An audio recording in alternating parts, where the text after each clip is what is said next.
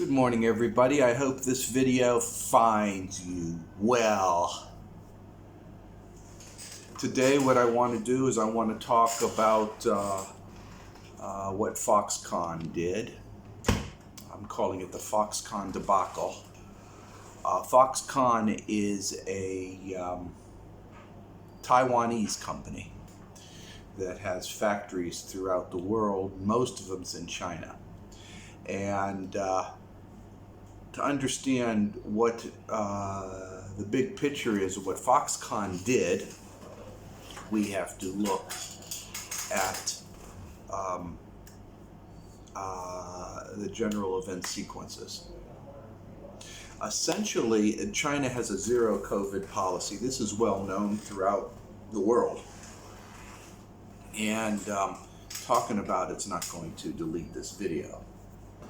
But in this zero COVID policy, there are added entry requirements if you're coming to China. And it used to be about a month.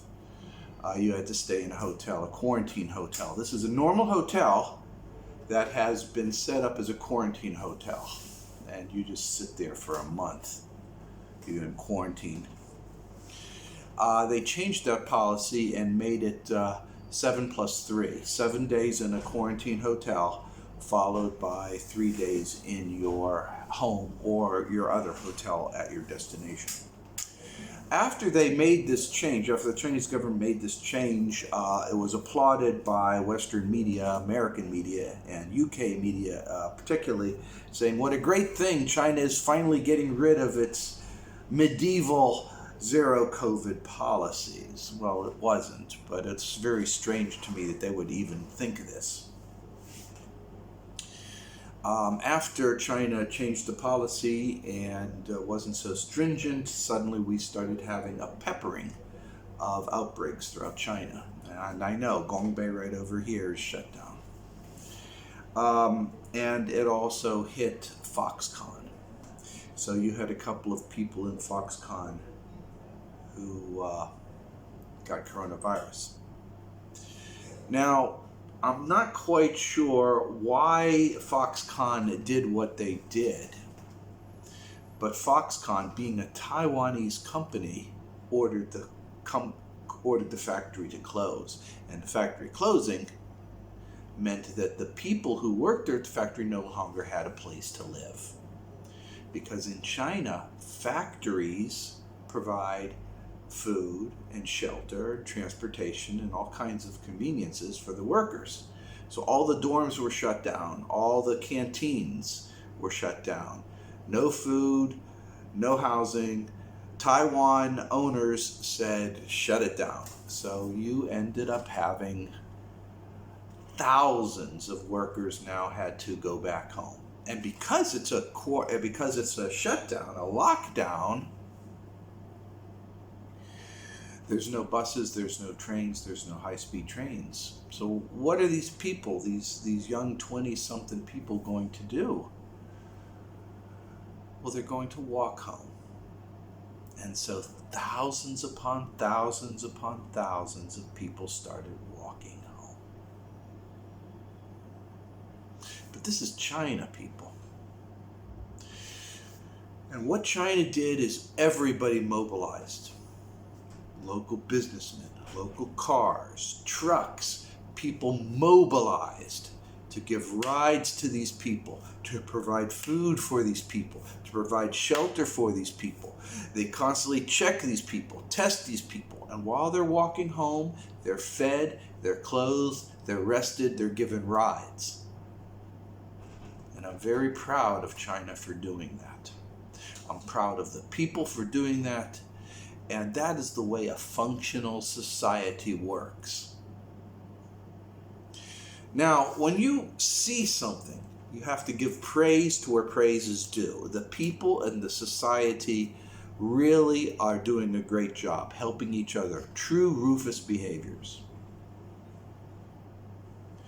But this idea, well, we're going to shut down, we can't make any money, so let's get rid of the employees, is a very, very Taiwanese, Western America point of view. And that's very, very selfish and evil. They saying, okay, I'm closing down the dorms, you go home now. That is wrong. So in this video, I'm giving praise to where it's due and condemnation for where it's deserved. This event will be replicated in other situations and other forms. But you will start seeing over time the best parts of the human condition alongside the worst parts of the human condition. It will be especially pronounced in the United States and in the UK and in Europe, Western countries. You will start seeing the best of humankind and the worst of the selfish. Expect that.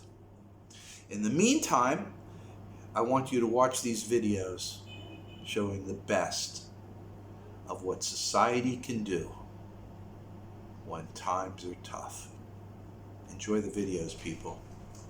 Take care. Know I believe in you. Bye-bye.